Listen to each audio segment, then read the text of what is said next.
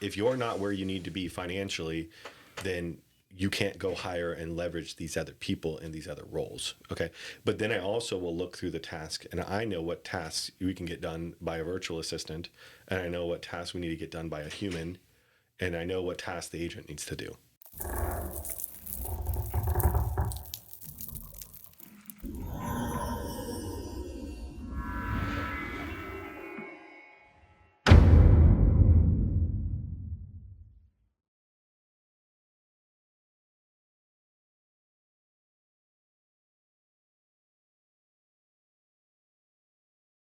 Hey, welcome back to the Real Estate Excellence Podcast. Today, I have a leader of one of the largest offices in Northeast Florida.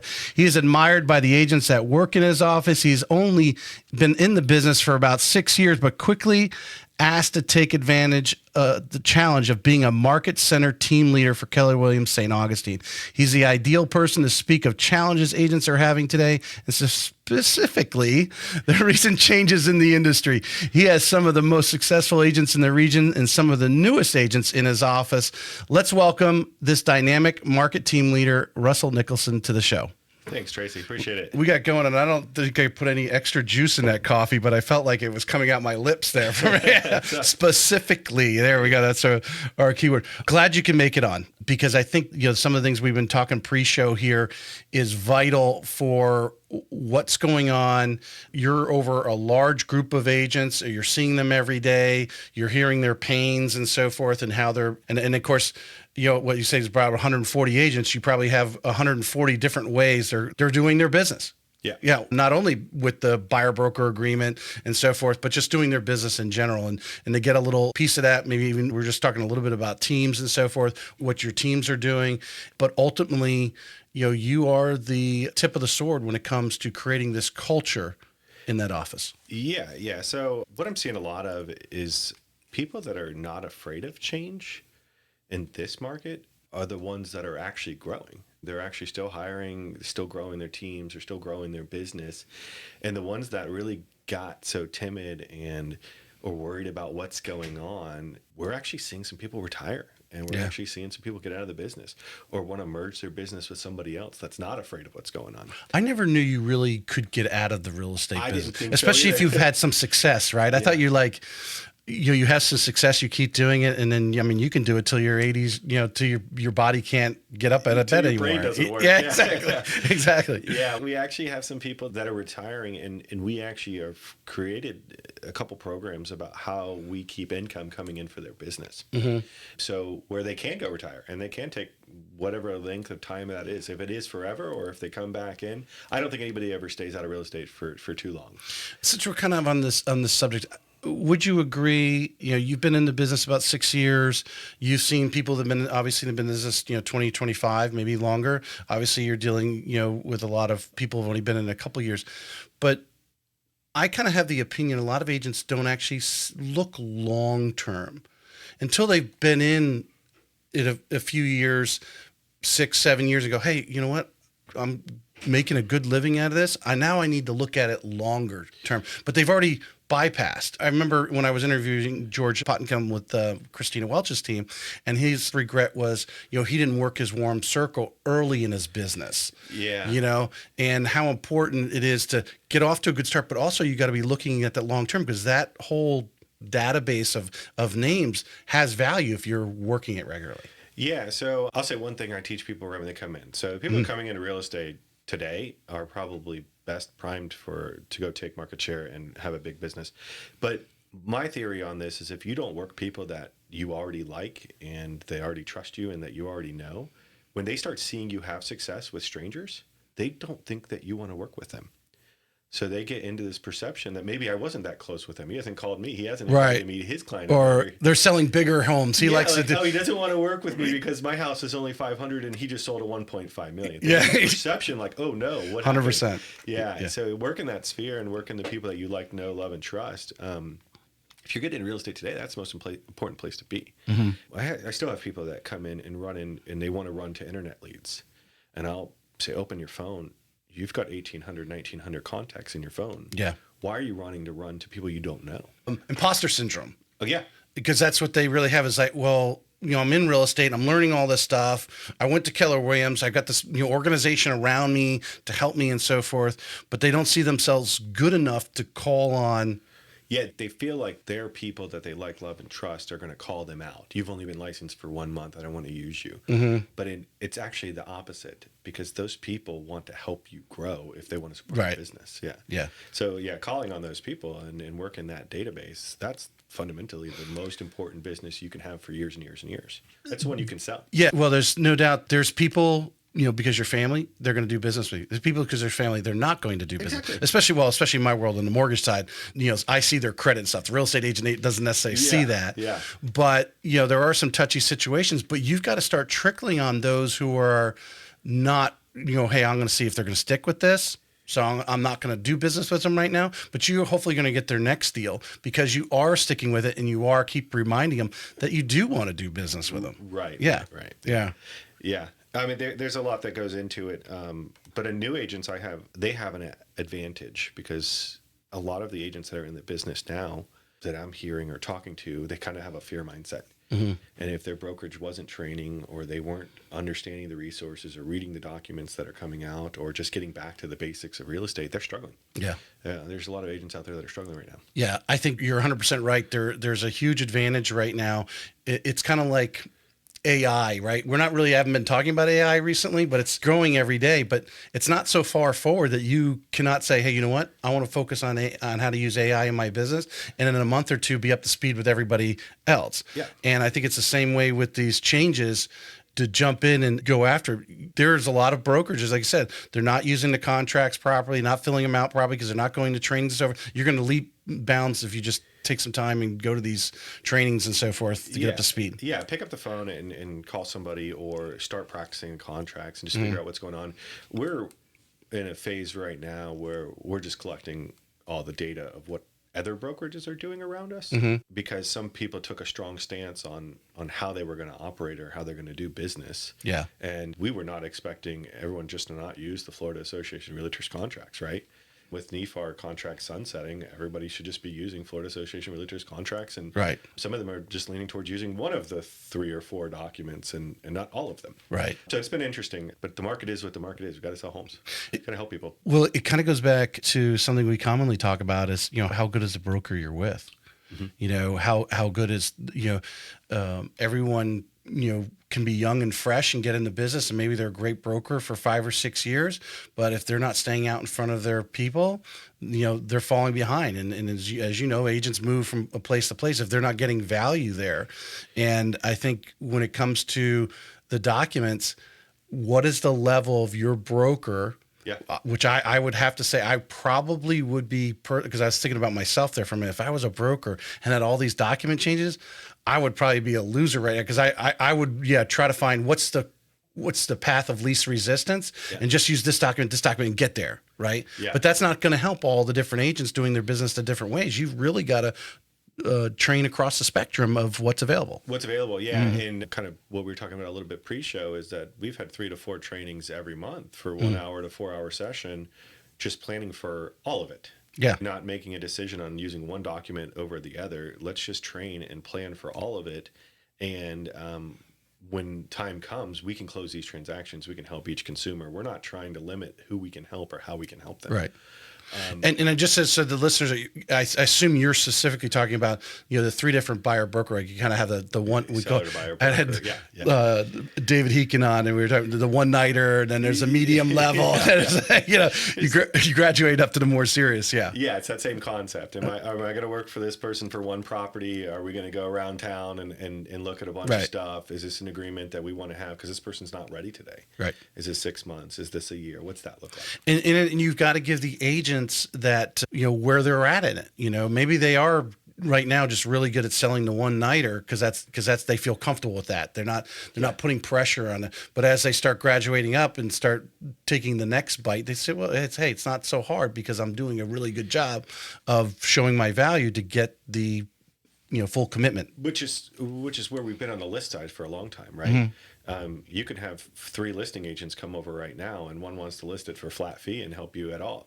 Just put it on MLS and just help you none, right? And then one might want to come in and say, I'm a new agent. I need this deal more than ever. I'll discount my commission to whatever you want, right? Right. And then you have a full service, right? That's who's going to do everything and get you top dollar for your property. And the data has proven that over time that the person that stages the property and does the drone video and does all the marketing that they need with their database, they're going to make you more money. Yeah.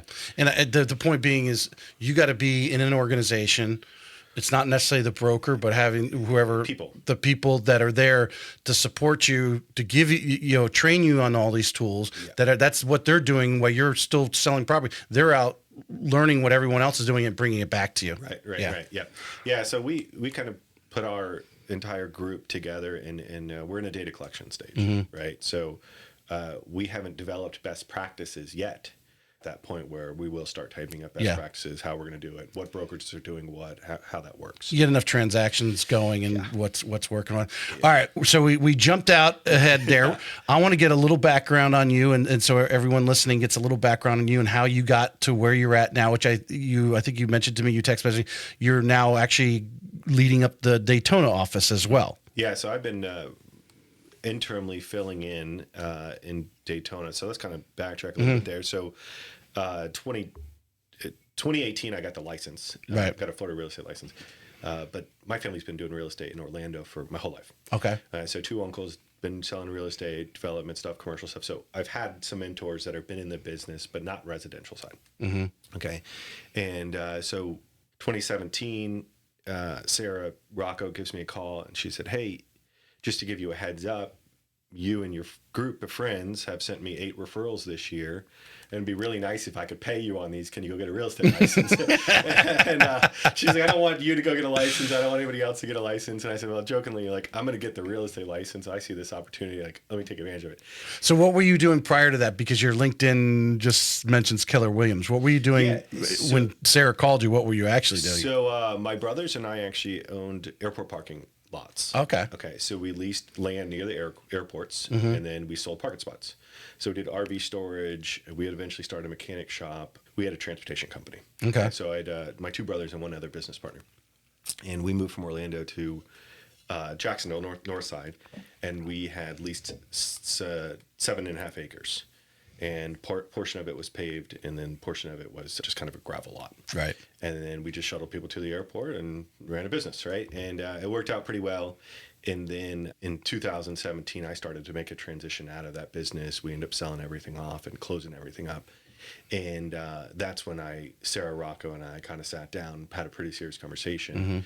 And when in that 6 or 7 year period that we ran that, we met a lot of people because everybody travels through the airport. Yeah. So we had a really big network. And Sarah had just moved to Jacksonville only a year, so she didn't have a network. So she's like, well, if we partner together and do something, I think we've got a business here. And she's like, I read this book. It's a millionaire real estate agent. And I was like, okay, yeah, that's all we need. Yeah, so you read a book. And she's like, but I did 20 deals in the first year, and 8 of them were your friend group or your sphere. And I was like, okay, well, let's get to work. So in 2018, I go into the office, and I'm sitting in one of the Keller Williams trainings, and she texts me, and then she calls me. She's like, get out of there. I need help. And so I leave the class, and she's like, I need help. I need a buyer's agent today. Like, I don't have the bandwidth to handle all of the business I have. And I was like, I don't know what that means, but let's go. We've been friends for 5 years. I trust you. You got me a license. And then so we just hit the ground running. And so 2018, I think we ended up doing somewhere 50 transactions. And then 2019, I think we did somewhere around 80, 90 transactions. And I'm slowly doing these transactions and then hiring the people that bought the homes from us. So when I actually moved from production into leadership, I had 5 friends that worked for Sarah's team. And I still have friends that work for Sarah's team. Right. So we sold them a house, or they were friends of ours, or whatever that looks like. And so we had a large organization, and we were probably the quickest team that made it to 90 or 100 million in volume. I think definitely in Jacksonville area. Right. But that was focused on production and learning and just kind of grinding it out, right? And the market wasn't crazy good until 2020 and 2021, right? Right. So we had to do the basics. And we were talking about that earlier, like buyer broker agreement. We actually did the buyer broker agreement to save ourselves time. People weren't selling the buyer broker agreement. We just didn't work with them because we were that busy. Like, so we were doing a buyer broker agreement, in 2018, 19, and 20 because we wanted to save ourselves time. And I think that's what we got to, people don't realize it's a time suck if you don't sign an agreement and you start showing them homes and they don't want to buy from you. Is that because the clients that you were getting, I know she had a lead buy area, you can probably give us what percentage was lead buy and stuff, because it was at those particular clients that were a little more flakier than obviously if you're referred by your friend. I mean, they're not likely to walk away from you. Right. Yeah. Our friends weren't really push the issue, but when you're working an internet lead or you're working somebody at an open house, you really don't know how serious they are or how much of your time they want to waste. Right. So where we're currently at in inventory is where we were at in 2018, 19 and 2017 too. Mm-hmm. So you could show the same customer 30 homes and not know really how serious they were. So if you put a timeline on the contract and you start talking about the process, things ramp up a little bit faster. Yeah. Well, as I often tell my agent friends, if you got someone you think is flaky, put them in contact with me. We'll see. Because when you start asking about financials, then they, they're going to step up or step out. Exactly. So you start talking about the process and start getting them to sign a document. They're either going to say, let's get rolling, or we'll call you back in 6 months, or we'll call you back in 3 months. Right. That's very interesting. I think the listeners need to grab on it. So, I admire what Sarah created over there, and I call it a machine. I really, what you guys, and the fact that you guys were getting so much business from, I think, and you can probably give some more details, but from a spectrum, because you were giving such great service. So you're getting a lot of referrals. You were bringing in new people, a lot of, new clients, customers, whatever, through internet leads and so forth. And she created a system over there. Mm-hmm. Am I right? It just, really, because there's some, I had Luke Christmas on a month or so ago, and what was created over there, and to be able to say, hey, I'm really busy. I need you to make this commitment because I'm going to commit a lot of time to you. Yeah. I'm going to find you a home. And we created scripts for it. We created a dialogue. We took as much data as we could, and we created a buyer consultation that only took us 30 minutes, 35 minutes. And if it took you any longer than that, then you were talking too much. Right. And that concept. You kind of remind me of the beginning of my Quicken Loans. If you keep on, you should hopefully by about 35 minutes be ready to be closing this up. Yeah, you're ready to be closed, right? So time that stuff, record that stuff, collect that data, figure out what your best practices are, right? So we kind of talked about that. I think a lot of people just fly by the seat of their pants in the industry, and they don't pay attention to what they're doing daily with their time. Yeah. And so for me, in 2020, I came out of production and I took over the St. Augustine office. And what created that opportunity? Obviously, Sarah's highly respected within Keller Williams. Was this, the opportunity? They must have been talking in channels of this. And why is it you think they thought of you? Well, naturally, I was... I'll put you on the spot with that. So naturally, I was already recruiting. So naturally, I was selling people homes. We were having fun. It was going really well. They would get into real estate, right? So I look around the office of Southside, just speaking in 2020, and I had recruited 14 people there. Mm-hmm. There wasn't anybody else that was even in that realm of bringing people in the industry. But it wasn't really I was just bringing people in the industry. We were making them successful. Right. We were holding them accountable. We were being tough on them. That's the true tale of the tape. Yeah. Mm-hmm. So other people followed that, and they brought other people in the industry. And we had that same tough love or that same standard or what that was that made people successful. Everyone you bring over there, were they able to, did they all plug into Sarah's system, or were there's people that just came in and went on their own and maybe joined other teams? Yeah, there's people on Christina Welch's team. There's people all over. Okay. Yeah. But Luke Christmas is a perfect example of that. Yeah. So Luke and I sat down and I said, if you're going to get into real estate, just make sure your savings are in alignment. Mm-hmm. Make sure that you have 6 months reserves. And that's just a general requirement that we had on our team. Right. Has also acclimated that standard now where we have a 5-piece standard or we don't hire people. But Sarah was a unique cat. Mm-hmm. You still have. I assume it's still unique in how it's done. Not everyone can plug into that. Not everyone can. And I say this out of love, but Sarah didn't. She hadn't established any bad habits like a lot of real estate agents do. Wow. So a lot of real estate agents will go to the cheapest, quickest brokerage or the one with the most leads, and they develop really bad habits because they're building somebody else's business. She didn't do that. She jumped in at a company that says, hey, here's 5 people all selling $50 million to $100 million in real estate, and your office can be right in the middle of them. Are you ready to go? So she had mentors everywhere she looked around to say, hey, how are you doing this and how are you doing that? Mm-hmm. And then when I got there, it was the same concept. I would go lead generate with other She squeezed out a lot of fat, is what I'm hearing. Yeah. When you have those people around you doing that much production, and you've had a lot of them on the podcast, right? Yeah. And we've mentioned and talked about some of them, but they're in our organization. So why not go sit with them? Why not go figure out what they're doing, take the best parts of their business and implement them? Right. And that's what we did. Yeah. Yeah. And that's what everybody should be doing.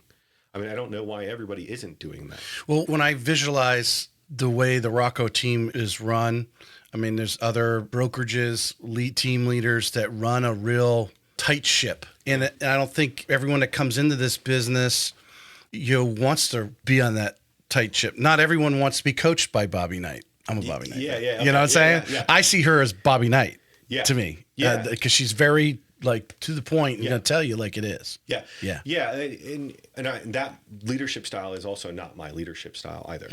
So I don't push numbers and standards. So how did you guys, because you were different, was that really what helped you kind of work together? Yeah, but I'm results driven. Mm-hmm. Okay. So I don't want to know what you do every day. I just want to make sure that your results are getting to where they need to be. Okay. So the coach that makes you check in at 9:00 and be there until 12:00. Okay. That's a system for them. Okay. Mm-hmm. But the coach that understands the person that might make phone calls between 4 and 7, but has better results, you have to be open to a system for those people. Right. Okay. But you have to hold people accountable to the results that they're asking you to be held accountable for. And a lot of people miss that step. The accountability. Yeah. Mm-hmm. Yeah. Or they won't get other people around them that hold other people accountable. Because everyone is they're self-employed 1099, and you've been in leadership now enough to look at, everyone wants to say they've got this accountability coach, but when it's actually they're called to be accountable, they're like, hey man, I'm on my own thing. Yeah. Leave me alone type of, or the leader sometimes says, I'm going to hold you accountable. But then they're like, I'd really like to tell them that, but they are on their own and I don't want to tick them off. There's a psychological thing to find that right person that wants to be held accountable, that because you're recruiting and you've had results and your recruiting obviously has shown your success. So finding those people who actually thrive on the faith of that accountability versus they step in. So, hey, I'm here now and I'm self-employed. He wants me to do that. He wants me to do that. But, I'm going to go do this today. Yeah. You make me think of two things. Mm-hmm. One of them is a financial ceiling. So you can't push somebody to go make money for something that they don't know where the money would go if they made it. Does that make sense? Mm-hmm. So if you tell an agent, I've got a system or I've got a process where you can make $250,000 a year. But that person's really happy at making $60,000 a year or $80,000 a year. They're not going to fall into the Bobby Knight's program of fundamentally building a business where they make $250,000 a year, right? So your general concept is you either have to increase their financial ceiling or expect results from where they're at, okay? Because if they see 3 deals pending and they're like $30,000 away from where they want to make the money from, they stop working. It's just how it is. Yeah. It's the industry, right? Yeah. So you either push them harder, which takes away time from you because you're not focused on growing your business as a leader, or you just let them be. Yeah. Or you just let them be, right? And those are the results that you get from them every year. And then how do you make your life easier by pushing them to be better every year? So in your recruiting, yeah. And you want to hire recruit? We'll just call it recruiting. I don't like to use hiring. I'm sure you haven't batted 100%. No, but you've probably done above average because that's where you're at now. Now they're asking you to take on a whole nother market center too because you've had success here. What are some of the things you look for in that recruitment, in that agent that is going to plug into the system? Yeah, we have a standard. I probably will. It is a little bit lengthy on how we share that, but it's generally 5 steps. Mm-hmm. And is there characteristics? Is there something you're asking them? How do you? Has nothing to do with personality type. It really doesn't, because all lead generation can be factored on different personality types. Mm-hmm. Okay, so we don't ever really factor it because we're interdependent brokerage, right? So you could work for a team at Keller Williams and they'll give you the leads and they'll hold you accountable, or you can do this on your own and enjoy the benefits of profit share and the cap and all that and grow the biggest business you ever did and pay nothing, right? Right. And so the general consensus is that for me, they have to be doing this full time. They have to be learning based or want to learn more. They want to grow as a person. Okay. And then financially savvy and some sort of business acumen or common sense. Okay. There's a couple other ones that we look for pretty regularly.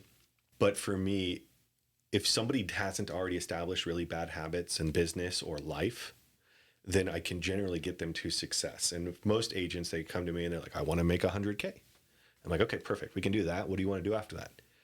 What do you want to do with 100K? What are you making now? Have you ever made 100K in your life, right? So making them self-aware that they've never made 100K, or if they've made 100K, why are they stopping there? But it's never a personality trait. I'll tell you this right now. You take the 6 or 7 people in an organization that have $100 million teams, and none of them are alike.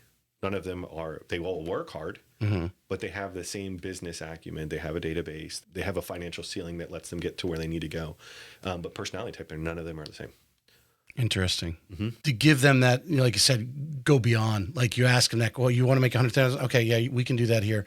What do you do next? And they only know what they know. They don't know. And I think that's part of the financial challenge, I think, as a society that we have, is they only know what they know. So if their parents only made $30,000 or $40,000 each, maybe they were teachers, that's the lifestyle they know, and they're budgeting and they're counting their, you know, okay, I need to buy the car payment can't be more than $300 a month. And they're looking at this and where they're going to grocery, or, hey, we're only going to have dinner, go out to dinner one night a week, or maybe that's pizza or whatever. Yeah. It's a financial ceiling. And we do an exercise. It takes about an hour and 30 minutes long. And so you like almost like a disc test type thing, or it's just a fun little game, and you're just giving people money. Hypothetically, hey, I wrote you a check right now for $4,000. What do you do with it? I wrote you a check for $8,000. I wrote you a check for $16,000. It's actually a pretty fun game. Yeah. And when the person immediately stops being able to write things down, they've hit their ceiling. They don't know what to go spend it on. So if they haven't started looking at rental properties, or they haven't started looking at an apartment complex, or they haven't started looking at retirement, they don't know where the money goes. Right. And their financial ceiling is done. So you generally have a consensus where people won't go where they need to go because they don't know what they would do with the money. It's the same when we help a buyer or seller. You can't get somebody out of their house if they don't know where they're going to go live. So this same concept. This leads me to actually it was one of the last things I had on my list of topics, but I think is one of the most important parts of your position in the office, which is retention. Yeah.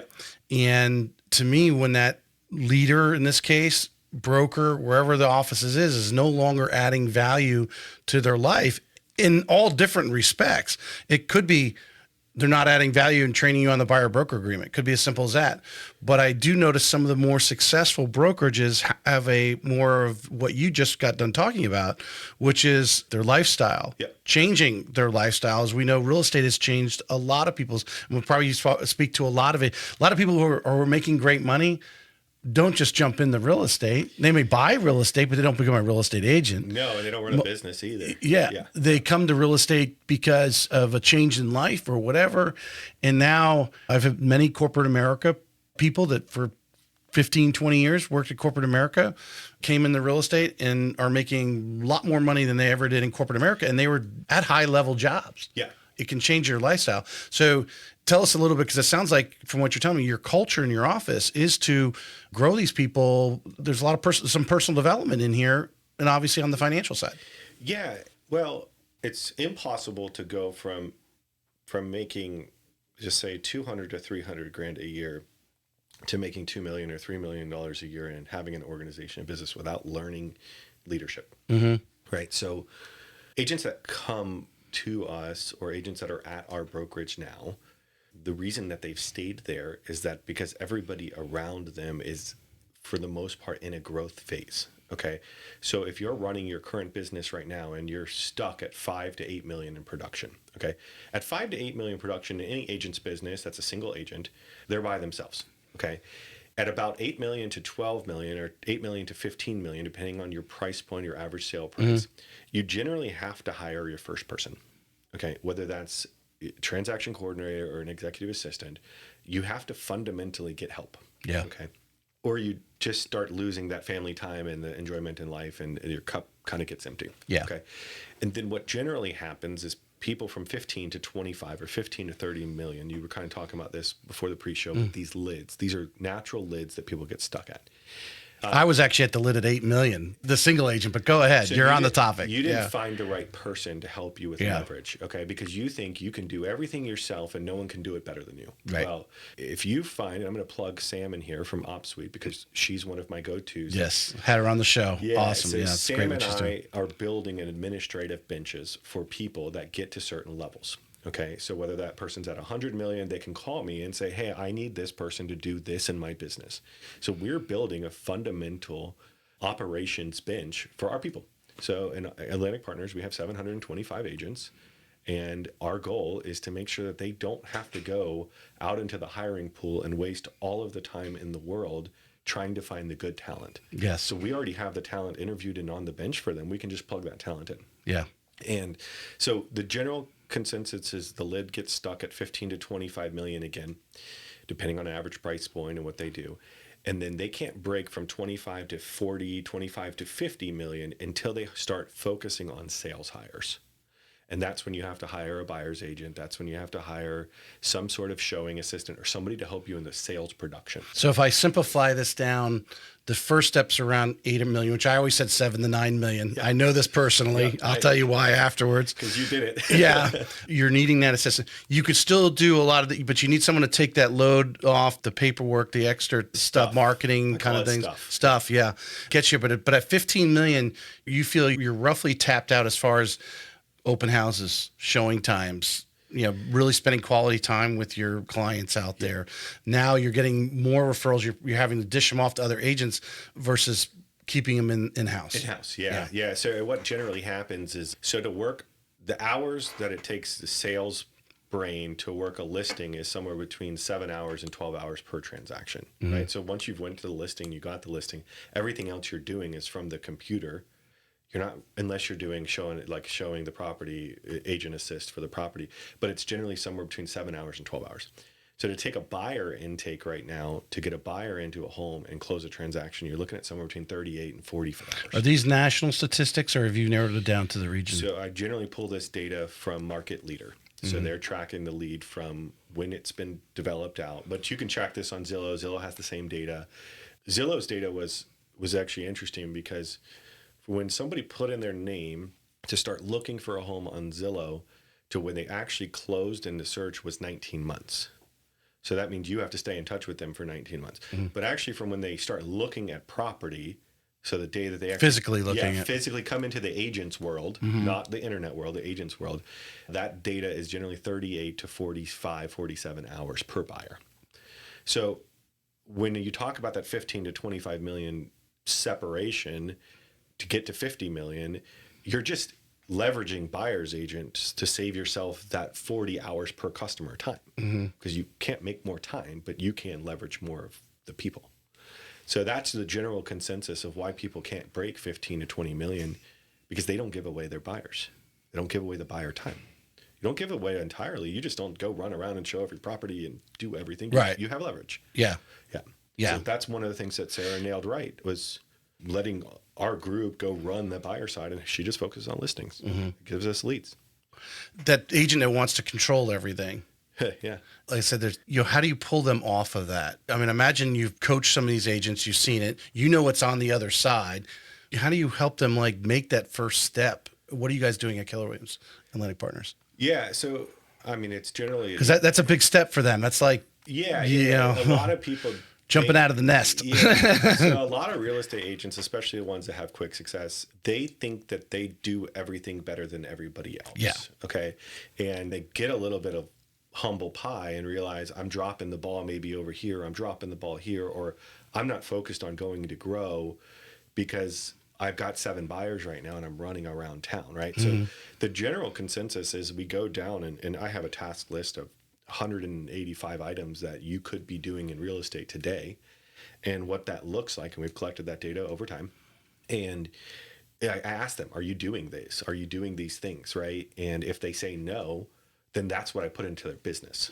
Okay. So their first hire is thinking that I'm missing steps. which is right, because they are missing steps, Yep. right? I'm missing or not doing them very well. Yeah, I'm not doing them well. I'm not staying in touch with people, right? So it's a needs analysis of just like, what are you doing? There's only 3 parts to any transaction or real estate world. It's follow up at the beginning, nurture, cultivate, whatever word you want to use. It's the transactional work, and then it's follow up at the end. What's my customers doing? How are they doing after 30 days of the house? Is their home warranty coming up? Have they done all those things? And then just making sure that your admin's reaching out to them instead of you, whether it's from your email or your phone, it doesn't matter. The consumer just wants to know that you care. Right. And once the consumer knows you care, they will refer people to you. Yeah. And so there's so many steps that most agents don't know that they're missing because no one's told them it, or no one's shown them a list. 100%. Yeah. Yeah. They only know what they know. Yeah. And they are wondering, how is that person doing 25 million? Well, first of all, you need to go have coffee with them and ask them, because they were where you were at 7, 8, 9 million and pulling your hair out. Yeah. There's nobody that sells $100 million in town, in Jacksonville, St. Augustine, Daytona. There's not one of them that won't pick up the phone and want to talk about themselves. I promise. I have them on all the time and love it. Yeah. So there's not one of them that doesn't want to tell you what they're doing. And so, so me, in my leadership role, that was what I did. I picked up the phone and called them and said, great job. Awesome job. What are you doing? What are you doing differently? What are you doing really well? What are you not doing at all? So, because we know all of them are doing it slightly different. There's no cookie cutter thing, although they're stealing some from everyone, creating their own. There's debate on, well, what is that first? Who should be that? You're at 8, 9 million. You're pulling your hair out. You need to relieve yourself. You have to sit down and break it down, like, what I like to do, what I don't like to do, what I need to do, because obviously you're the face, right? People want to go with, your name, your face, but you got to have this other stuff done. Are you hiring that assistant, or is the transaction coordinator? Is it set in stone? Do you have a script of that's the way it's supposed to happen, or is it really by person, dealing with that individual agent and what they need? It's based on GCI, so it's based on gross commissioning. So following the MREA model. You can't hire somebody if you're not making any money, right? So you can't spend things that you don't have. So leading with revenue concept. But the general consensus is not what you like to do or what you're not doing. The general thing that I get down into the root of it is what's going to make you money today? What's going to make your people refer people to you so your highest return of investment is given back, right? Because if you're not where you need to be financially, then you can't go hire and leverage these other people in these other roles. Okay. But then I also will look through the task, and I know what tasks we can get done by a virtual assistant, and I know what tasks we need to get done by a human, and I know what tasks the agent needs to do. Right. So that $8 million to $20 million climb is, hey, it might be a virtual assistant here. It might be a transaction coordinator that also does some follow-up and some marketing for you, or that does listing management for you. Right. So it's just a simple consultation of what they're doing and what they're doing well. Do you find the ones that are making this first step because they don't know what they don't know? They don't think, in their mind, they're thinking they've got to hire somebody. It doesn't always have to be a person. When they don't realize there's, my ops suite out there, she's got it set up to, if you're just doing it by a transaction, I mean, she's got it so many different ways. I think you can, however big your pie is, she can handle it in a certain way that, hey, if you're doing 1 or 2 transactions a month, great. You're just paying by the transaction. And really, again, explaining to the agent what they don't know, that these services are out there. They're out there. And well, you asked about retention. The brokerages that are also not looking for these solutions for their people because they're too busy producing or trying to run a small independent brokerage that might not be also making any money. Right. They're not looking for solutions for these people. They're not trying to help the agent grow, because also there's a pride thing that is involved. If I produce an agent that sells more than me, what's going to keep them with me? Right. So you have a common practice right now where agents are looking around because they want to be at a brokerage where people are doing better than them. Right. And if they start outselling the broker that's still also trying to run an office and do things, that there's general consensus that it's not going to go well. There is people that have competing against a producing broker. I think there's a fine line between the brokers producing is obviously staying in touch with what's going on. Right. There's some brokers who are not in touch. There's some brokers who aren't producing. I always bring up Howard Flash in at Roundtable. I think he does a great job of staying out in front of what's going on so he can be informing and coaching his agent, even though he's not in regular production. Correct. That's obviously the challenge that you have every day, right? Yeah, so that's it. You have to be in the agent's transactions and business and know what's going on. That's why I said we go in that data collection phase, right?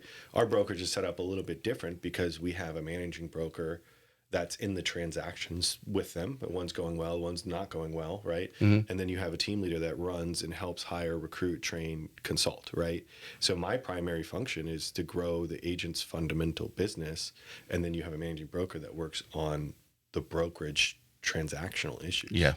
And we run that side by side because the sales and operations are two different brains. They're two different parts of their brains. Some people can't grow because they can't get themselves out of sales. Yeah. They will not look at operations because they just want to dial all day. Well, I often wonder how some of these brokers who don't produce, especially the small brokers, like, how are you making any money? Oh, you either got to get some volume going on here or number of transactions. But they have other income streams, or they're doing something else, or they have a title company, or they have a mortgage company, or they're doing joint ventures, right? They're letting that float the brokerage. Right. So then they can sell and do real estate, what they think is for free, but it costs them money. We touched on recruiting because it just came up in conversation. Let's talk a little bit about why should someone's out there right now, and I've said this numerous times on this show, and I think you'll actually support this idea if you haven't heard it. I think there's obviously we know there's a low threshold to get in the real estate, become a real estate agent. Yeah. Pass a test, you've got a license. Yeah. That, whatever that few $100s that actually costs. That agent's biggest mistake could cost them their business. I think it costs, that's why 80%, not saying all 80% get out before their first renewal because of this, but they choose the wrong brokerage. They really need to find the one that fits them, maybe has the culture. I had, trying to remember who I had in here the other day, but they said they wanted to come, it was Brandy with DJ. When she first started, she wanted to become in an office. That was really important to her to get that work mojo going, right? Yeah. But people need to match up with that broker that's doing, and obviously a broker is going to be adding value to them, and they don't really know. Some of them just sign up because their girlfriend works there. Well, their girlfriend may be able to do it by themselves without a lot of training, get the training on their own. There's other people who really need a little more hand-holding. Yeah. And making that just, so I want to go from recruiting at Atlantic Partners. What are you putting out there? If I was sitting across from you right now, I'm a prospective real estate agent, what are some of the things that you're doing in your office to pour value on it? If we can keep it as simple that someone who doesn't know the business, an agent who hasn't even sold a deal yet, just got their license, how would you express what you're doing there? What we're doing, So, I think there's several parts to it because I just kind of give you a quick overview. I'm probably... We ultimately know they need to come sit down and see you. It has to be in person. If anything that Russell says here, suits your fancy. Call them up and get more detail. Yeah, it has to be in person. That told me she didn't have a driver's license yet. And so I canceled the appointment. So yes, it has to be, if you can't meet with me, you can't meet with buyers or sellers, right? So, but it has to be in person, so that's easy. But I think that the reality check is what I don't like in the industry as a whole is that when people come in and the only knowledge source that they're getting is not from anybody in our local market. So they're going to the internet to try to figure out how to do or sell real estate, right? So their brokerage might not be providing any sort of training so when you come into our office, so I never let anybody join on the first day. I make them go interview other brokerages, okay? So if they come into our office, one of my checklist items is what other brokerages have you talked with, or which ones are you talking with? Okay. If they told me nobody else, I make them go interview 2 other brokerages because I don't want, when it gets hard and we're holding them accountable and their business night might not be going with the way they wanted it to because they're not working as hard. I don't want them to think that this is a brokerage's fault. So I make them go interview other people and then come back and get a consensus of what we're doing and why we're doing it. Okay. But the first things we do is that they have to time block a calendar and a schedule, and it has to be treat it like a full-time job. You're going to be available working somewhere between 40 and 60 hours a week to launch this business. And if you're not willing to commit to that, then hey, here's 4 other brokerages for you to go to and figure out where you need to be, because we're not the one. And so coming in and working full time And then what I do, and this is just kind of a Keller Williams systems and models, is we give them a 30, 60, 90. So these are our expectations of you in the first 30, 60, and 90 days. If you can't hit them, then at day 90 or any part of the process that we feel like you're not hitting them, we're going to have really uncomfortable conversations with you. Are you okay with that? And generally, they want to join. They're excited. So they say yes. Right. So when those conversations come up, they're a little bit like, oh, shoot, this is what I asked for. So then they still kind of look back internally and say, I want to be successful. And that's why I chose this brokerage. And it also helps with retention, right? Because we're not here. We don't go into the office every day to just go sell homes. I go into the office every day to teach people how to sell real estate and sell more real estate. When you say that, because I feel, I don't know if you agree with this, there's not only a financial thing, because you pour training into them and so forth and all these things, but there's also an emotional. It's an emotional thing. Because people are pouring in and they want, and I don't think you'd be where you're at if you didn't want to see them be successful. It's the whole point of sales. You're successful. I'm more successful. We're all more successful. But you obviously see something in them, is why you're saying, yes, we'd like you to join. Well, and so I don't recruit based on cold calling, right? So I recruit based on referrals from my agents. So if my agents are referring people to me and then I'm not getting them into production, the referrals are going to stop, right? So if people are referring them to me, then I have to make sure that those people are right fit to sell real estate. And that there's accountability there. And there's metrics and things that we look at that puts that person to go from never selling a home to selling $5 million in their first year or $10 million in their first year, or whatever number they want us to push them to. Have you ever had somebody your agent referred and then you interviewed them and went back to the agents to tell your friend to? I have a phone call after this. I have to tell them we're not bringing them on. There's some things that we don't mess with, and that's producing agents. So there is producing agents that we do not bring back onto the roster. They're not fit the culture. Right. Their reputation isn't good, or they have a lot of drama, or things of that nature. Doesn't fit. It doesn't fit what we're doing. Right. We're here to grow a good based business and make people money. Yeah. And if I'm bringing in distractions, we can't do that. I like just the way I don't know if the tone or just the way you went right to, when I asked you the question before, when you were talking with them, their business. Yeah. Almost like you immediately gave me the impression that when you're having this conversation with them, just like someone wants to buy a franchise. Now, there's franchises, hey, if you got the money, here it is, and they're not going to support you. But the person thinking long term, your reputation, you like what you're doing, you like running that office. So everyone you have hopefully more successful hires than non-successful hires. Yeah. That's very important for you, for them to understand this is your business. I'm here to kick you in the butt to hopefully you make it a good business for you. Because the obvious is I need to look good because I'm the recruiter. This is important to me, and I love St. Augustine. And to pour that, like, hey, I'm going to give you all I have. But the important thing is that this is a business. Yeah. There's no benefits or salary that we're giving you. We're just going to provide you real estate knowledge and maybe some personal development. Yeah, and we're going to have a lot of fun doing it. Yeah. Our office has a ton of fun, and we celebrate people, and we do a lot of events, and we do a lot of socials, and it's almost, we've built a family, a sense of community, right? And there's 140 people, agents there. And I wouldn't say agents because some of them are just operations, so they're not selling real estate every day. But it has to be a place where people want to come and feel of value or appreciated, but they also want to be able to pick up the phone and know that I'm not going to just give them a bad piece of advice, or a top agent's just not going to give them a bad piece of advice.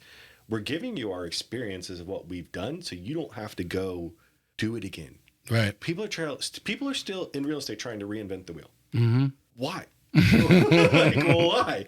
We've been doing this for years. I mean, our brokerage has been open, privately owned, for 44 years. Right. And there's 160,000 people. Pick up the phone and call them. They're there for a reason. Yeah. So I think people get disconnected, and a lot of people will blame a brokerage, or they'll blame the broker, right? And so I've had several conversations of like, hey, this is an issue between you and your broker. Like, you're not fit for us. Go have a conversation with your broker and hash that out, and then give me a call. But we don't carry on like a series of drama or anything like that. So people have to hash their problems out in the industry, and then we'll help them. Yeah. Yeah. But they have to be focused on running, grow a big business. Yeah. I had Caitlin Doherty, and Caitlin's down there in St. Augustine. And we were talking about why agents bounce around to different brokerages is because they're trying to find this It might be, I don't say a needle in the haystack. They're trying to find something, the match that's going to turn on the magical light. But really, they've really got to look at they got to find out about themselves first. Yeah. So when you're talking to like some of these brand new agents, I think all the successful agents have found something is their sweet spot. They love doing it, however they're prospecting, whether it's cold calls or FISBOs or whatever it is, they're finding their niche and they just pound on it.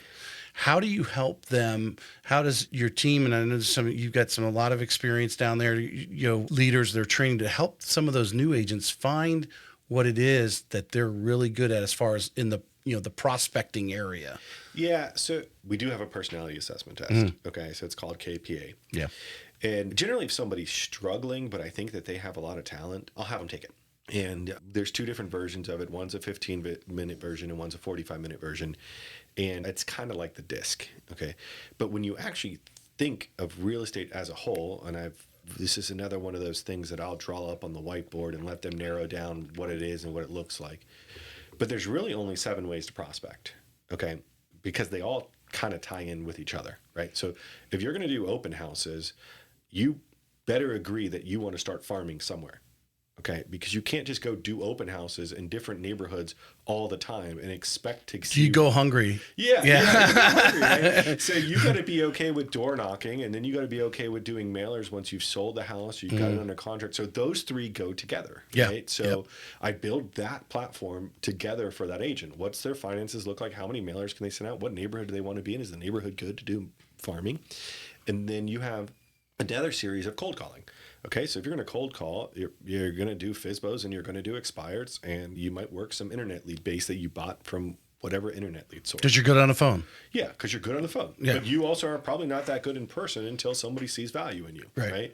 So those 3 are together, right? And then the other one's just your sphere of influence. You're going to do your past client events. So if anybody's struggling with that, one of those 3 things, which is all 7 of your items, right? They're all just jumbled in together. Mm-hmm. So there's really nothing else besides social media. And it's 2024. If you're not doing social media naturally, hire somebody to do it for you. Yeah. That's it. And then that'll give you business. But those are it. If you just get good at those 3 things, those 3 buckets, you can build a big business. Right. Yeah. And a lot of people struggle with that. Well, like you said, trying to create a new wheel. Yeah. When, Keller Williams, 44 years, he's got the book, as Sarah said. Yeah. She got the book. She knew everything. You have to read the book. But you have the process. We were talking about the ninja selling this morning as well, that these things are there to plug in. Now, obviously, if you don't know the business and you are listening, I'm almost through with the ninja selling. I've been listening to it the last few days on the Audible. You may need someone to kind of stick it to the wall because you don't know the business yet and what he's actually talking about. What is it? The 8 touches, right? The last one is a meeting. You email him some other stuff, whatever. There's 8 touches that you're doing to create that relationship. I was listening to that chapter yesterday. But if you don't know, what do I send them? Well, then you need to sit down with those experienced people in office. Because they're probably, if they're not doing it completely, they're probably doing some portion of it. Yeah, they're sending out a newsletter and they're sending out a piece of value. If somebody wants to know what their home's worth. Right. That's the general consensus of what's going out. Hey, here's an indirect marketing and here's a direct marketing. And most top agents, that's their fundamental. That's 24 email touches a year. And then you're doing your gifts and you're doing your client events and you're doing your other things. And that's where we're going into middle of September. If you haven't pulled out a blank calendar and started mapping out what your 2025 looks like, then you're already behind the wheel because you have to start planning these things. I mean, you got to start focusing on what you're going to do and how you're going to do it. When are you going to take time off? When are you going to go to conferences? When are you going to start fundamentally building that big business? Yeah, I'm glad you brought that up. What the importance, because I know obviously Keller Williams has their annual reunion things and so forth. Yeah. How important is for agents to go out of the area? I mean, we were talking about it a little bit before the show, but listening to people in the area, but you need to bring some people from outside the area to come speak and get some new ideas. But to go to 1 or 2 events, I don't know if Keller Williams has a recommendation, but to go to some of these annual conferences. Obviously, go over to Florida Realtors Conference and run into these agents that are from different areas of the state and hear what they're doing, exchange and create relationships. Because I hear a lot of people that really dig into the creating a relationship parts are getting a lot of referrals. Yeah, they're getting referrals, but you got to be careful too. You got to be careful who you take advice from. You asked me about Angie Bell, and Angie Bell is one of my favorite terms ever in real estate, and she calls them bottle rockets. So people that come in the business and they come out and they make a ton of noise coming out, and then they just pop and you never hear from them. Right? I've experienced it in the call center. We had flash in the pans is what I call them. And we have many in the call center through the years. They come in and like, oh man, the first 2 months, oh, look at all the loans they written. And all of a sudden, they're gone. Yeah. They're gone. Yeah. So, they OD or what? What happened? Yeah. So you got to be careful with what's not proven strategy, right? So what I like to say is that we go models, then systems, and then creativity. So if somebody has built a fundamental model, they have a healthy business for longer than 3 to 5 years. Okay. So they've got a good model to follow off of. Okay. And then look into their systems. What do their systems look like? What CRM are they using? What is their transaction coordinator and other things systems wise processing? And then how creative are they? What's their TikTok look like, YouTube channel? How much have they stepped away from models and systems to focus on their creativity? And that's when they stay in the business for a while, because now they've hit all three metrics. They've hit all three boxes. Yeah. And a lot of people, they just come out and they just start running like crazy and they get success. And they're like, ooh, what am I doing? What am I doing this for? I'm burnt out, or why? Where am I? Some of them don't even know how they got there. They just have the golden tongue, as I always say. It's just like they have gold on their tongue right now, and everything they say is just perfect, and everyone's close.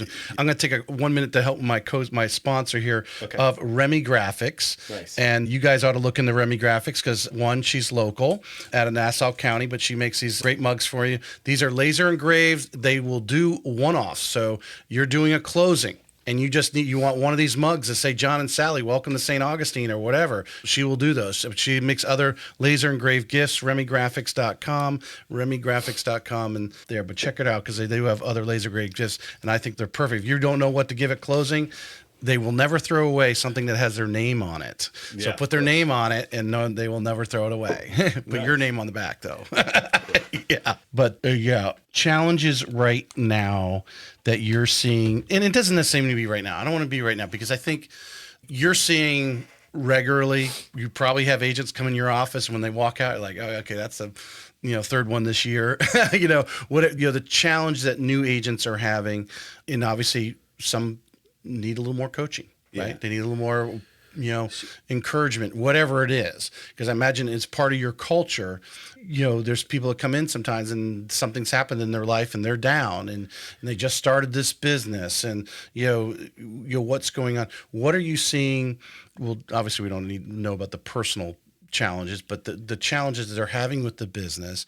And then what advice are you giving them or pointing them in a direction? Hey, all right, let's get you some more training over here. Yeah.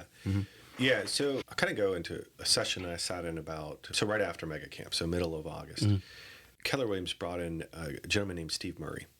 Steve Murray is who built out and started Real Trends, and then they sold it to Housing Wire.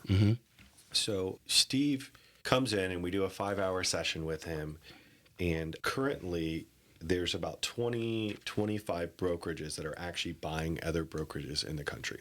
Okay.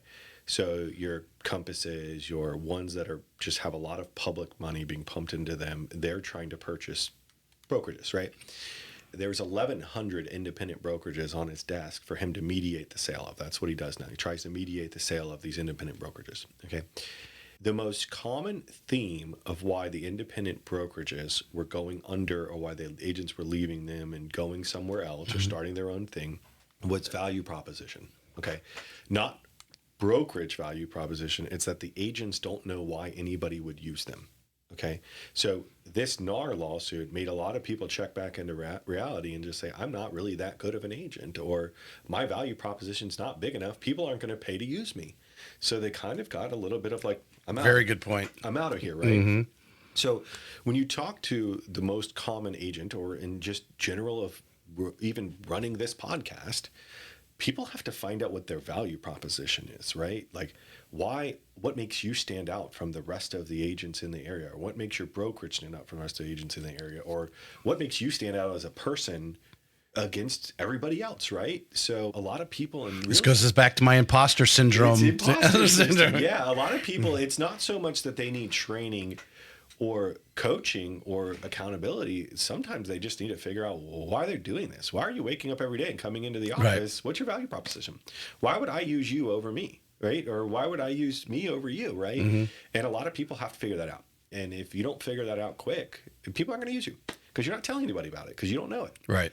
And well, is it that they don't know? They know because we're in the business. There's a lot of things that we just take for granted. So I guess you want to use lack of better words that we don't understand. That's actually value to that person who's over there, who's not in our industry, but is buying or selling a house from you, and explaining to them that we may explain it every day, say it every day. That's like, oh my God, I got to say that again. But to them, it's gold. Yeah. If you're a real estate agent in the business right now and you aren't educating your consumers or your sphere of influence or the people in your world, you're missing moving our market forward. Mm-hmm. Okay. Because there are so many people, just like everything else in the world, that are sitting around afraid to go buy a house because they don't know. They don't know what happened. They don't know the change. They might have just seen something on the news. So we have to educate people that real estate is still happening. Like St. Johns County, last month, sales were up 14% from July to July. Okay. So I haven't seen the data for August yet, but I can pull it and I can guarantee you it's still up. So if your business isn't up, you're missing opportunity right now.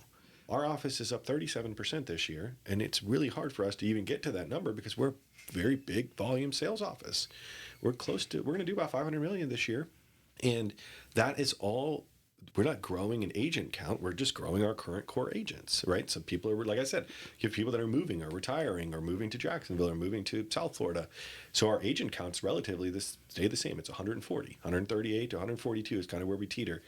And we actually just flipped the switch back on to go into a growth phase because a lot of people are a little scared about what's going on. Yeah. They don't know their value proposition or their brokerage isn't training or those things aren't happening. And one of our biggest rules right now is we don't hire anybody with bad habits. They've got to come in and want to fundamentally do the basics of the business or they're not going to sell real estate. Right. Yeah. Which is your cold calling, your door knocking, your mailers, your social media. Like you got to do all those things or you can't be successful. And if you do, then you can just join a team in our office and they'll do all that for you. And then that's a leverage piece. Right. Yeah. Right. It sounds like part of your value that you bring them is bring them to the reality of, we're up 14% in St. Johns County, for example. Yeah. Knowing that stuff and being able to spill it off. What is, even though you've been in the business 6 years, but if you've been studying what's been going on, what it's, tomorrow, well, I think the market's already built in the rate drop, what they think the Fed's going to do. So I think a lot of people are going to be disappointed when the Fed funds rate does what it's going to do and interest rates might actually go up, even though the Fed funds rate went down because the market's already built in what they thought or think they were going to do. I actually think there's a chance they might not do anything. I'm okay with that. Yeah. I'm okay with that. But how do you, when you're using these statistics, because I imagine there are those people in the DISC assessment that are analytical like that, or sometimes you have to bring that emotional person to say, this is reality. You see these numbers. Here's the common sense. What's going on? But and it's not a spin, but to put the positive, the glass is half full, because we all have days where we think the glass is half empty, right? Yeah. But to keep that, using those statistics to encourage your agents, you got to realize you're living in one of the hottest counties in the country. Here in Northeast Florida is an overall demand. Yes, our price value is up. Yeah, they are. Yep. And they're going to keep going up. And people are still moving in from the Midwest and still moving in from New York. And if the interest rates do drop, we're going to have another situation where we are going to have multiple offers. Unfortunately, it's going to drive housing prices even higher. And the unfortunate thing, type of thing. But that is reality. You're sitting in front of a wave right now. You're riding a wave, and you need to ride this and take full advantage. Yeah. And so I think I probably go back to Steve Tufts and Alex Stewart. I think they taught me this not too long ago. But we come back and one of the things I do is generally a pipeline evaluation. Mm-hmm. Who are you working today? Who's going to buy when? And what situation are they in? And I always come back to the fundamental 6 Ds of real estate, right? Your deaths, your divorces, your diamonds, your degrees, your deployment, and then diapers. What's the diamonds? marriage. Okay. So Okay. they're, Oh, yeah. so they're that makes selling sense. 2 houses. Yeah. So they're selling 2 houses. Or they're going from renting to buying their first house Correct, because now they're married. together, Yeah. right. Yeah. So I will look at their pipeline and say, well, label this now for. So that's tier 1. Anybody in that category in their pipeline, that's tier 1. Okay. Anybody in tier 2 would be your Airbnbs, which no one's buying because they're not making that much money, right? Oversaturated. I think it's at St. Augustine. Yeah, St. Augustine is relatively oversaturated, and we have some restrictions at the beach. Your second homes, your condos, your retirement homes, things of that nature. So if your pipeline is filled with tier 2, that's currently only ever about 8 to 15% of our market right now. And then tier 3 is your hedge funds, your build to rents, your big investors coming in. Are they buying in our market? Do we need to get in front of them? What's that look like? Right. Are developers building neighborhoods? Because I imagine that's one of the fears of someone's watching this. Oh, BlackRock's going to buy up all the houses. BlackRock's going to buy. And so we can look at that data and figure out if it was a homeowner or if it was a BlackRock that bought it, right? So collecting the data in St. Johns County, your 6Ds they're about 80% to 85% of our transactions. So that all it is, just tell people your emotional standpoint, go be around people that are living their life, right? So if they're getting a new job or they're in school and they're going to graduate soon or they're going to have a marriage or a baby or they might have divorce issues, you have to be around those people, not to say go get into their business, but if you're not surrounding yourself by people living life, because those are all 6 natural things that happen to everybody no matter what. Yep. Then you're not moving real estate. Okay. And you have to stay in touch with people to where they reach out to you when one of those things might be happening. And so when it comes to the emotional side of it, I take it back to a more realistic approach of like, okay, look at your pipeline. Are anybody in your pipeline going through any of these 6 things? Because that covers every reason why anybody would move. Right. And if they say no to me, then I'm like, okay, well, you're in trouble. Go meet some more people. Go meet some more people. Yeah, you're in trouble. But if they say yes to me, they say, okay, perfect. Go take that person to dinner. Go drop off at their house. Like, go say hi, call them, right? Do the things, right? But yeah, if you're not around those people, if your business was built on Airbnb investors, you're probably not doing a ton of sales this year, unless they're putting deals together. But yeah, that's how I keep the emotion side out of it and the reality side. So, single family St. John's homes sales with 600 something transactions, right? Yeah. So if 80% of those transactions were because somebody had something happen in their life, it's 500 something people that you didn't talk to. Like, what were you doing? Why weren't you engaging with those people? It's on a timer. Keep going. Keep going. Yeah. So why weren't you engaging with those people? And that's just kind of one of those things I push people back to figure out.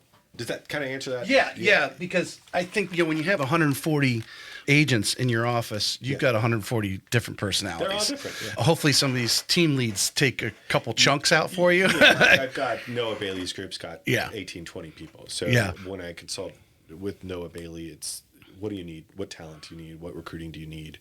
What people do you want me to bring to you? That brings up again. So our listeners have perspective of what's going on and why Keller Williams, St. Augustine, Atlantic Partners, St. Augustine, they should put on their consideration. Why someone like Noah running his business, successful, why is it he stays with you versus going out and opening his own brokerage? Yeah. Because I think it's going to speak to the person who's new coming in of why this successful person who knows the business, he doesn't need a fancy office. He can go get his own fancy office. And I mean, why he still is plugged in to this system. Yeah. So when I'm kind of talking about that interdependent model, right? Noah has access. Which this would apply to Sarah Rocco's team as well. As if we didn't lose her, I mean, she could have gone out and opened her own brokerage. Yeah, they're successful business people, right? But Noah pays the same cap that any new agent pays, $20,000 a year. So if Noah has access for not even all of the referral business and all of the events and training or anything of that nature, any big producing agent, the most they ever pay our local office is $20,000, right? Because we have a cap. But they also get money back in profit share off of people they've brought to the company. So generally, they all kind of check out at 100% after they've built a big business at Keller Williams anyways, right? So, but they have access to a managing broker, and then they have access to an entire team that does the finances, that does recruiting for them, that does training for them. So you can plug into an office of this size, and you also can get into a room with 6 other people that have businesses the size of yours or bigger. right? Right. So you're getting invited to those special sessions or masterminds or things of that nature. That's where you kind of got to get out of our local area and go find someone that's a $250 million producer. So, or $500 million producer. Like we have $1 billion teams in our company that they have access to pick up the phone and say, hey, what are you doing? Yeah. How do I get there? No, 100%. So the fact that Noah's still plugged in, you're giving his people support, which is what you're part of that's why he's plugged in. He's getting that benefit. But that person at the end has to understand you're surrounding yourself by people who are doing the business every day, and you're able to, whether it's water cooler talk or you're having an official training session, or say, hey, can I get lunch with you tomorrow, and go out and plug in, and they're right there at your fingertips. Because I think although anyone can do it on the outside, it's a little, if you're not as, I don't know if I'm going to use the word aggressive, in the sense of calling people from other brokerages, because there are agents that are doing it and they're running good business. The average person is like, oh, I don't want to call them, I don't want to bother them. Or you're around them all day in the office. You know, if you want to, hey, you have 15 minutes? I want to throw, and I sit down with them and have a little chat session. You have coaches all around you that are doing the business, have seen enough transactions to help you through a transaction, or just say, hey, you're not doing enough of this, and that's why your business is dull right now. Exactly right. Mm-hmm. Yeah. He doesn't want to have to create a lesson plan for new agents that come on. They can plug right into our systems and have our trainings and things like that. One big benefit about people that are building a team, and this is where I've had a lot of success, is that very similar to what Sam and I are working on, is that Noah could call me, and he did call me about 3 months ago and said, hey, I've been using and outsourcing a transaction coordinator and paying per transaction for that. Mm-hmm. This is how much I paid. And my coach has told me, and you've told me, and we've had this conversation, that I need to bring my transaction coordination in-house. And because he's up to enough transactions now, he's basically it becomes a profit center, right? So if he's paying $80,000 to $90,000 a year in transaction fees, you bring a transaction coordinator in-house between 55 and 65, and you can have another administrative staff between 30 and 40,000. Mm-hmm. Right? So it's kind of a big level conversation. I don't know if everyone's going to understand that. Well, I think that's common sense. For most people, it should be. You're outsourcing, and all of a sudden you're outsourcing so much, I got to just bring it in. Yeah. So he calls me, and within 2 hours, we already had a person that we had interviewed and ready to go. And she pretty much put in her 2 weeks, a week later, and jumped on his team and is in training, and was in our office last week for 2 hours in training. So those people, we're already in conversation with those people. So he didn't have to go out and go to LinkedIn and go to WizHire. And sit there and interview a bunch of people. So the amount of time that we saved him through that process is awesome. Yeah. So, and he's still only paying the $20,000. It doesn't ever change. It's a base cap. Every agent pays it regardless. And well, in that case, he was outsourcing $80,000-$90,000 a year. They saved him $40,000. So he's just now still paying them by transaction, but just paying the house? No, he has a salary. He hired her. It's okay. So he's paying the salary. Yeah. Yeah. Okay. Yeah. You said, well, that he's still getting for that his $20,000 cap. No, he's I'm saying he got the hiring, making sure the right people, training, all of that. Yeah. Well, and because that person's representing not only Noah, but they're representing Keller Williams as well. Right. Yeah. So now she works in his office, and she does all of his transaction coordination work. Yeah. And he can opt to still charge the customer. He can opt to still pay it, but I mean, just a $30,000 profit margin off of that hire. Yeah. And when you get to 200, well, you really need to hire that person about 80 to 90 transactions. Yeah. And most people get stuck there. Yeah. No, I think that goes back to the whole lid thing. Is that I've heard from so-and-so, they hired somebody and they had a bad situation and all this other stuff. And we go back to Sam and my ops suite. I mean, that's because you can fire them on the next transaction. Yeah. Plug them in until it doesn't work. But you can also hire them to train your people for you, or make sure you're at an office or brokerage that understands the training factor. Yeah. We have even ISAs in our world that will train other ISAs. They just say, because they sit in a room and call all day. So they want another person to come up and sit with them and call in a different market or a different area. Mm-hmm. So we have ISAs from St. Augustine that will come up to Jacksonville's office and call with other ISAs. Hear the language, hear the conversation. Yeah. It's just part of our culture. Yeah. Because other brokerages are still selling real estate. We got to do this stuff. Yeah. Until they're not all selling real estate, which will never happen, we'll keep helping each other. Yeah. We'll keep helping each other. No, I think one of the things I hear too is, I don't want to share my which you think is top secret. Stop it. Yeah. Trust me, I could tell you, I mean, Keller probably gets up in front of everyone and tells everyone the secrets every day, right? Here's all my experience. Yeah. But the amount of people who are actually going to take action on them is still the same. And we know those statistics, and they haven't changed very much in 44 years. It hasn't changed. Yeah. Right? Yeah. And people, it's the same. You don't give it to them, they're going to, if they're really learning based, they're going to find it somewhere else. They're going to hire the coach you had, or they're going to hire whatever, right? And there is a lot of that happens where people aren't sharing it with everybody else because they're in that scarcity mindset. Like, this is my business. I only sell in Jack's Golf Country or Queens Harbor. I don't want you in here, right? They're going to find their way in, and you're going to have to deal with it. Yeah.